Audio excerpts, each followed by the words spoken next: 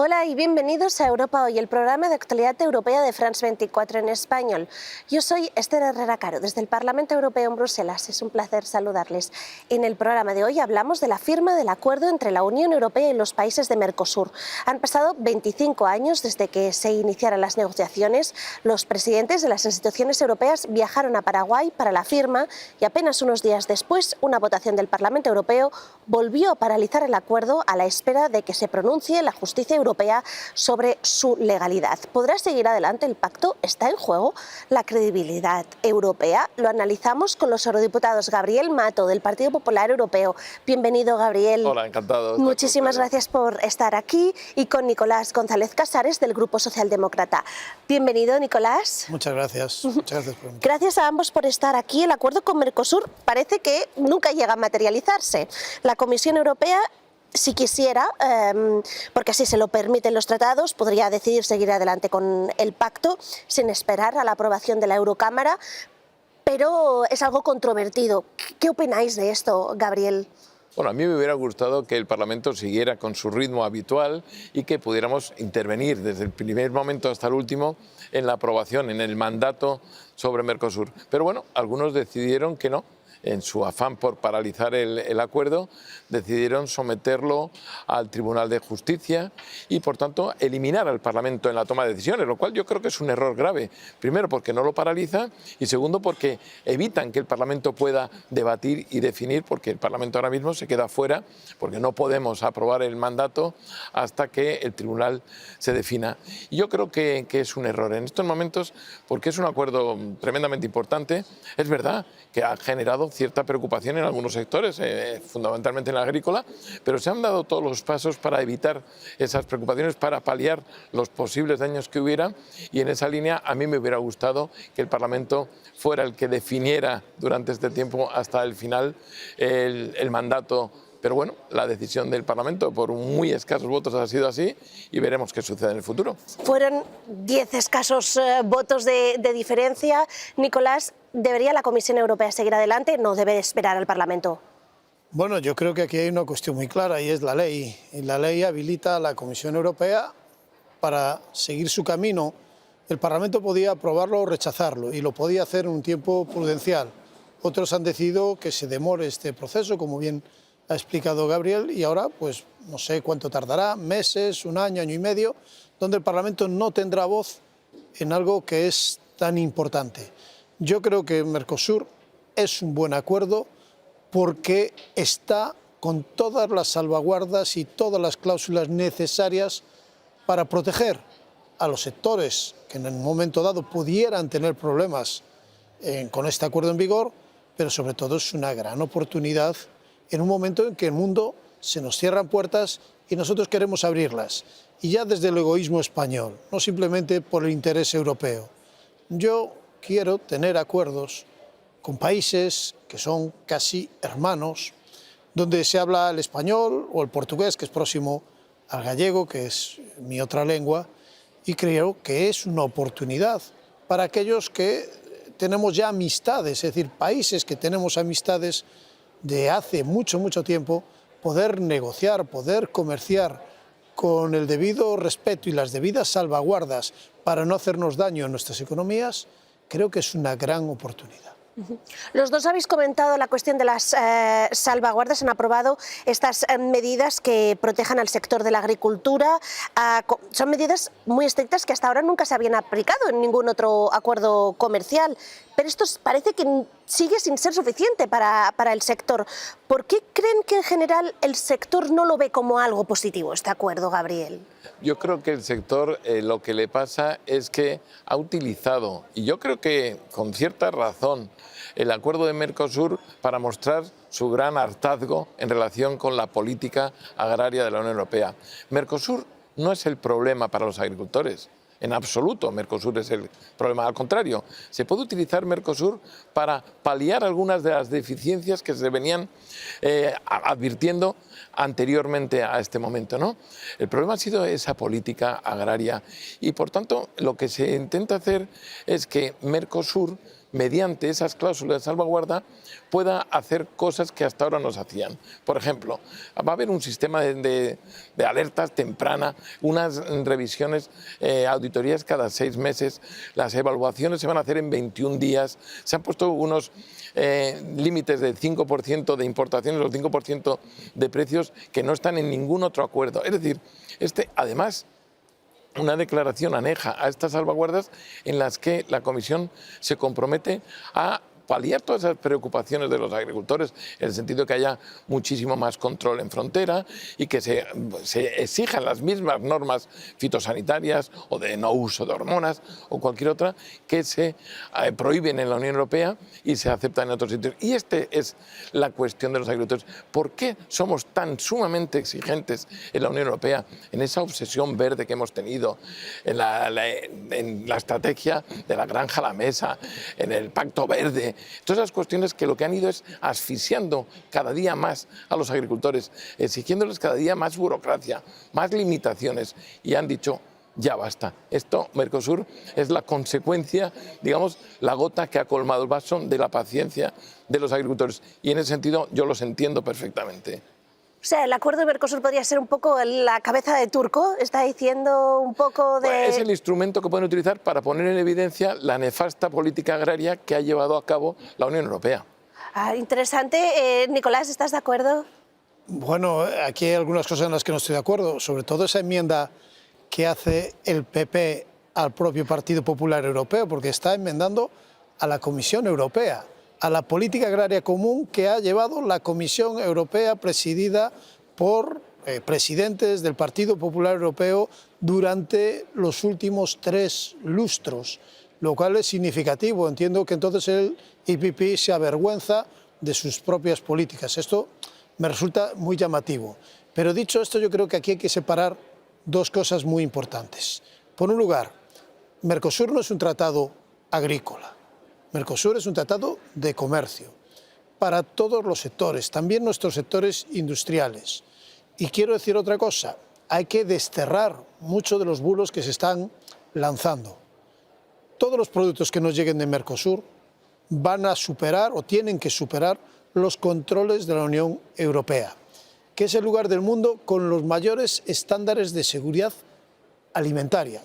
Por lo tanto, todo lo que entra o lo que ya había venido entrando, porque la carne de Brasil lleva entrando en la Unión Europea y desde luego ha seguido los máximos controles.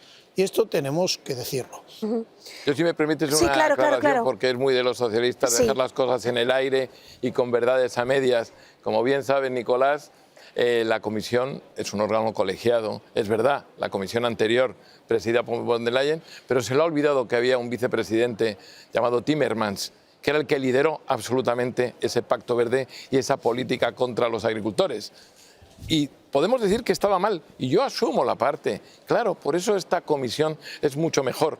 Esta comisión, entre otras cosas porque tiene muchos más comisarios del Partido Popular, pero es mucho mejor esta comisión y está cambiando esa política errónea. Pero no digamos que era la política del Partido Popular. Timmermans fue el gran defensor de esa política anti-agricultores. Bueno, Timmermans fue vicepresidente. Era el responsable. En la pasada legislatura. Exacto. Pero tú dices que la política agraria común lleva errada muchos años. No, yo me estaba refiriendo a los últimos 5 años. Pero yo creo que aquí hay que significar algo muy importante. Y yo creo que sí que es cierto que Mercosur, por parte de buena parte del sector, al que yo entiendo y comprendo muchas de sus reclamaciones, está protestando porque también la PAC, esa comisión del Partido Popular, con mayoría del Partido Popular, la está recortando. Una cantidad de dinero enorme que recorta a la PAC. Y yo creo que desde este Parlamento tenemos que alzar nuestra voz, y yo ahí lo creo firmemente, para recuperar todo lo que se ha recortado de la PAC. Creo que es nuestro deber como eurodiputados españoles que algo tan importante como la PAC se conserve y se preserve más allá de las intenciones de la Comisión mayoritaria del Partido Popular Europeo y de Ursula von der Leyen. Otra vez verdades a medias. No se ha recortado aún nada. Hay una propuesta muy negativa absolutamente en el nuevo marco Entonces financiero. Hay una propuesta de la Comisión. Hay una propuesta que evidentemente todavía no ha recortado nada y en eso coincido con Nicolás. Nos opondremos total y absolutamente, tajantemente a esos recortes que se proponen. Pero tanto a los recortes como a ese sobrenacional o esos planes nacionales que al final están renacionalizando una política que tiene que ser una política común y no por Estados miembros. Justamente ahora empiezan las negociaciones. Me gustaría preguntaros, las negociaciones de Mercosur se han alargado durante 25 años de forma interrumpida, cuando parecía que se podría firmar en diciembre, al final no se firmó, finalmente se firmó en enero. ¿Temen que esto al final se acabe afectando a la credibilidad de la Unión Europea? Porque se firma un acuerdo y luego los socios ven que al final no se firma, Gabriel. Sin lugar a dudas, yo creo que eso mina mucho la credibilidad. Cuando llevamos 25 años, es verdad que no siempre por culpa de la Unión Europea, también han sido procesos electorales en otros países, pero lógicamente la actuación en este caso de la Unión Europea, tiene que ser fiable. Y alguien tiene que saber, cuando está negociando, que eso se va a poder llevar a cabo y que no puede estar a expensas de que en un momento determinado una decisión equivocada o en un sentido o en otro pueda poner en jaque algo que es muy importante. Lo decía muy bien Nicolás, estamos hablando de mucho más allá de un acuerdo comercial, en un momento en el que además necesitamos esos socios. Claramente, no podemos mirar a Estados Unidos, no podemos mirar, tenemos que ver qué está pasando con Rusia, qué está pasando con China. Por tanto, es un acuerdo que es absolutamente beneficioso, un acuerdo del que van a beneficiarse más de 700 millones de ciudadanos y que desde luego la Unión Europea tiene que ser siempre un socio fiable, socio de unos países que, como muy bien decíamos antes, pues son países hermanos, países en los que nos unen muchísimas cosas y que tenemos que trabajar conjuntamente. Por lo tanto, sin lugar a dudas, hay que despejar cualquier tipo de incógnita, cualquier tipo de duda y ofrecer la credibilidad que la Unión Europea tiene que dar a esos otros países, en este caso en Mercosur. Brevemente, ¿crees que hay un problema de credibilidad? Pues puede haberlo y yo creo que si nosotros no vamos a esos países, van a ir otros, y con intenciones mucho más extractivistas o colonizadoras, desde luego, que la Unión Europea, que quiere negociar de igual a igual y comerciar de igual a igual con democracias que son hermanas. Yo veo, por ejemplo, como alguien de izquierdas, como Lula firma ese acuerdo, lo cual me da mucha confianza. Europa necesita comerciar con Latinoamérica y necesita también que Latinoamérica comercie con Europa. Necesitamos hacerlo de una manera ventajosa, ambos. Y lo digo claramente, lo vuelvo a decir como español. Yo entiendo que un francés pueda estar algo más preocupado que un español o que un gallego. ¿Por qué? O que un portugués. ¿Por qué? Porque nosotros hablamos ese idioma. Tenemos culturas muy próximas, nos entendemos bien. Por lo tanto, dentro de este acuerdo, nuestro país tiene una ventaja competitiva muy grande y es el momento de aprovecharla para que muchos de nuestros sectores abran sus posibilidades de prosperar y que también se prospere en países hermanos como son Argentina, Brasil, Uruguay o Paraguay. Yo no tengo duda de que si en Mercosur se hablara francés, Francia estaría apoyando decididamente este acuerdo. Es interesante esto. Nicolás, Gabriel, muchísimas gracias a los dos. Estaremos muy pendientes de lo que vaya a pasar con este acuerdo. Ustedes les esperamos en el próximo programa de Europa Hoy. Gracias por ver France 24 en español.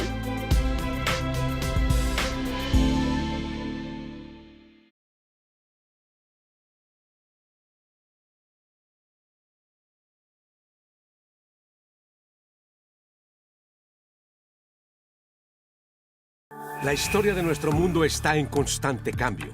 El flujo de información es cada vez mayor. Estamos ahí con todos los temas. Nos comprometemos con la verificación, desde el terreno, en todas las circunstancias, para anticipar el futuro y entender el presente. Lo acompañamos 24 horas, 7 días a la semana. France 24, una mirada diferente a la actualidad. Liberté, égalité, actualité.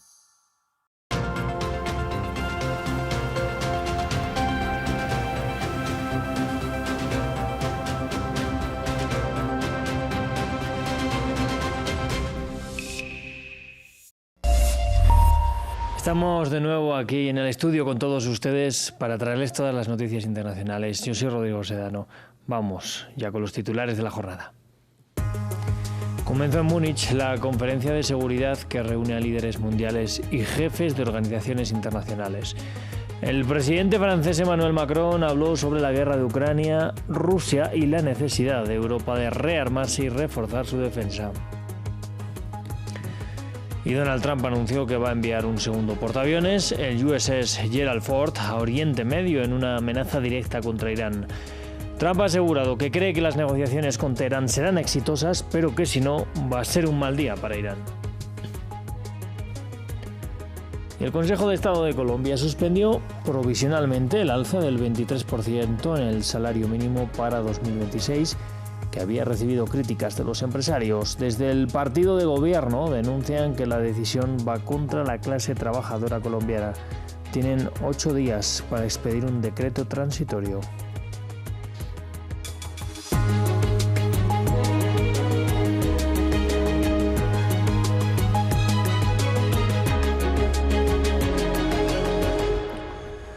Hoy arrancó la conferencia de seguridad de Múnich, que reúne a decenas de líderes mundiales. En el evento habló el presidente francés Emmanuel Macron, quien centró su discurso en la guerra de Ucrania, la necesidad que tiene Europa de establecer un canal claro y transparente que facilite la comunicación con Rusia, y también sobre el papel que debe jugar el viejo continente a la hora de rearmarse y reconfigurarse como un actor geopolítico clave en el mundo. Nos consideramos a nosotros como una construcción política para unir la paz y hemos cumplido. Creamos un mercado único para proveer crecimiento. Lo logramos. Ahora tenemos que reformarlo, un nuevo orden. En este nuevo ambiente geopolítico, Europa tiene que convertirse en un poder geopolítico. Y el presidente estadounidense Donald Trump anunció que va a enviar un portaaviones con otros buques a Oriente Medio. En una amenaza directa contra Irán, Trump ha asegurado que cree que las negociaciones con Teherán sobre su programa nuclear serán exitosas, pero que si no será un mal día para Irán. Entre estos buques estaría el portaaviones del USS Gerald Ford, el más grande de la Armada estadounidense, y además ya hay otro de estos buques en la región. Estamos en una situación en la que enviamos un gran grupo de portaaviones a Irán. Me encantaría ver si podemos llegar a un acuerdo. Ha sido difícil llegar a alcanzar un acuerdo. Pensé que habríamos llegado a un acuerdo la última vez. Ellos desearían haberlo hecho. Alrededor de 5.700 presuntos combatientes del Estado Islámico están en custodia y han sido trasladados de Siria a Irak en una operación titánica capitaneada por Estados Unidos. Bagdad busca de esta manera tener el control de muchos reos presuntamente yihadistas, a la vez que ha pedido a la comunidad internacional que repatrien a sus nacionales. De Siria a Irak y custodiados por las tropas estadounidenses en una amplia operación de relocalización. Miles de presuntos excombatientes de Estado Islámico que se encontraban en cautiverio en cárceles sirias ya se encuentran en Bagdad. La misión de traslado, que duró 23 días, comenzó el 21 de enero y dio como resultado el transporte exitoso por parte de las fuerzas estadounidenses de más de 5.700 combatientes adultos varones del ISIS y de los centros de detención en Siria a la custodia iraquí. Una custodia a petición, según las mismas autoridades iraquíes, del gobierno de Bagdad. Cualquier chispa que provoque un incendio sería un problema, y las primeras esquirlas saltaron cuando las tropas gubernamentales sirias expulsaron a las fuerzas democráticas kurdas del norte del país, dejando en sus manos a miles de prisioneros presuntamente yihadistas. En cuanto a las actividades del Estado Islámico en Siria, estamos muy preocupados porque están al otro lado de la frontera y se han vuelto muy activos recientemente. Miles de presuntos excombatientes, en su mayoría iraquíes y sirios, pero que también abarcan decenas de nacionalidades. Por ello, el ministro pide a la comunidad internacional que se haga cargo de sus propios reos. Ya hemos empezado a hablar con varios países para que próximamente también acepten el regreso de sus ciudadanos, ya que en definitiva son de otros países, no de Irak. Volvió el debate sobre la vuelta de excombatientes a sus países de origen. La mayoría de naciones da la espalda a la repatriación de la mayoría de presuntos combatientes de Estado Islámico para que cumplan condena en territorio nacional, individuos cuyos presuntos crímenes no han pasado por el escrutinio de un juez. Y el gobierno de Donald Trump concedió también licencias que autorizan a operar en Venezuela las 5 grandes empresas petrolíferas BP, Chevron, Eni, Repsol y Shell, quienes volverían ahora a tener derechos de operación ante el aumento de la producción de petróleo venezolano previsto por Washington. La medida se produce poco después de que el secretario de Energía estadounidense viajara a Venezuela y se reuniera con la presidenta encargada, Delcy Rodríguez. Ampliamos con nuestra corresponsal en Caracas, Daniela Zambrano. Estas dos nuevas licencias generales emitidas por la administración estadounidense autorizan específicamente a empresas como Chevron, Eni, Repsol, Shell y BP a realizar transacciones con el gobierno venezolano y con la estatal Petróleos de Venezuela, tanto en materia de petróleo como de gas. También permite a empresas de todo el mundo firmar contratos con PDVSA para nuevas inversiones. Sin embargo, mantiene restricciones con personas o empresas vinculadas a países como China, Rusia, Irán, Cuba y Corea del Norte. Esta decisión ocurre a pocas horas de que finalizara la visita del secretario de Energía de Estados Unidos, Christopher Wray, a Caracas, tras la que se reunió con la presidenta encargada, Delcy Rodríguez, en el Palacio de Miraflores, pero también con empresarios y con representantes de PDVSA. Pero además visitó dos de las empresas mixtas que mantiene Chevron con PDVSA, ubicadas en la faja petrolífera del Orinoco, Petropiar y Petroindependencia. Desde allí insistió en que Estados Unidos está comprometido con aumentar la producción petrolera de Venezuela, pero también inversiones en materia de gas, energía eléctrica y minería. Esta semana también el Departamento del Tesoro había emitido ya unas licencias para que empresas estadounidenses pudiesen suministrar bienes, tecnología, software y servicios necesarios para la exploración, desarrollo o producción de petróleo y gas en territorio venezolano. Esto cambia el modo, la relación que se venía teniendo en materia comercial entre Venezuela y Estados Unidos, marcada desde 2019 por sanciones a la industria petrolera, y ocurre a solo 40 días de esa incursión militar de Estados Unidos que culminó con la captura de Nicolás Maduro y Cilia Flores. Y en Estados Unidos también este viernes ha despegado desde Cabo Cañaveral, en Florida, la tripulación Crew 12 rumbo a la Estación Espacial Internacional.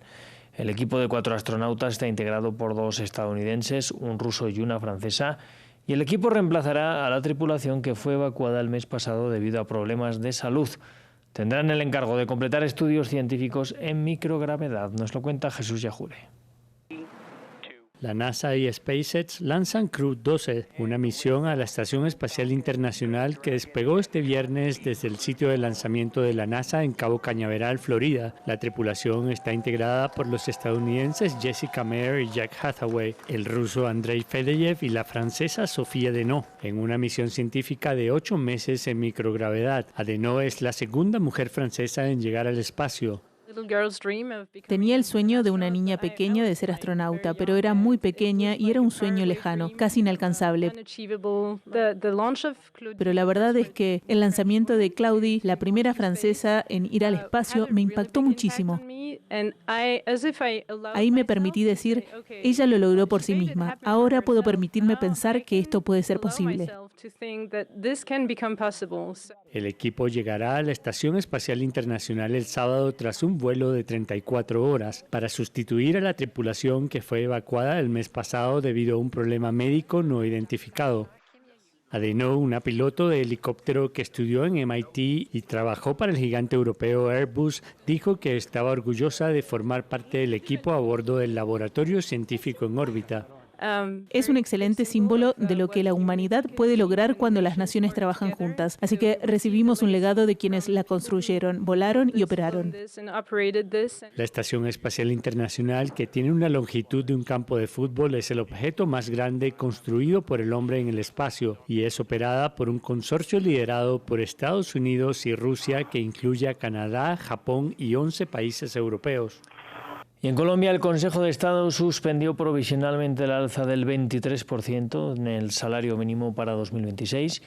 El presidente Gustavo Petro ha rechazado la medida, si bien ha asegurado que acatará la decisión, al tiempo que ha hecho un llamado a los trabajadores a expresarse sobre el asunto.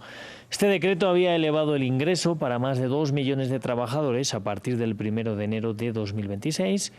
Para el gremio empresarial la subida resultaba excesiva, por lo que se radica una cascada de demandas ante el alto tribunal. El gobierno, sin embargo, justificaba que con este alza se busca garantizar condiciones de vida básica a las familias. El Ejecutivo tiene 8 días para expedir un decreto transitorio. El decreto de salario vital es ordenado por la Constitución y el decreto ya expedido tiene todos los criterios económicos que se han reflejado en él. Así que el decreto transitorio que pide el magistrado, mientras resuelve de fondo el Consejo de Estado, seguirá las órdenes de la Constitución. Respetaré su decisión, pero actuaré de acuerdo a la Constitución. Por respeto al magistrado, El ministro de Trabajo hará una reunión de concertación de inmediato y solicitó la reunión de coordinación de movimientos sociales para estudiar la actitud y el nuevo decreto que se expedirá. Y en noticias de Reino Unido, este viernes la justicia británica dictaminó que es ilegal la prohibición del gobierno del grupo pro-palestino, Palestine Action. La organización había sido declarada como grupo terrorista por la administración de Keir Starmer tras la vandalización de algunos aviones de la Fuerza Aérea por parte de los activistas. El gobierno ha dicho que va a impugnar la decisión. Palestine Action no es un grupo terrorista.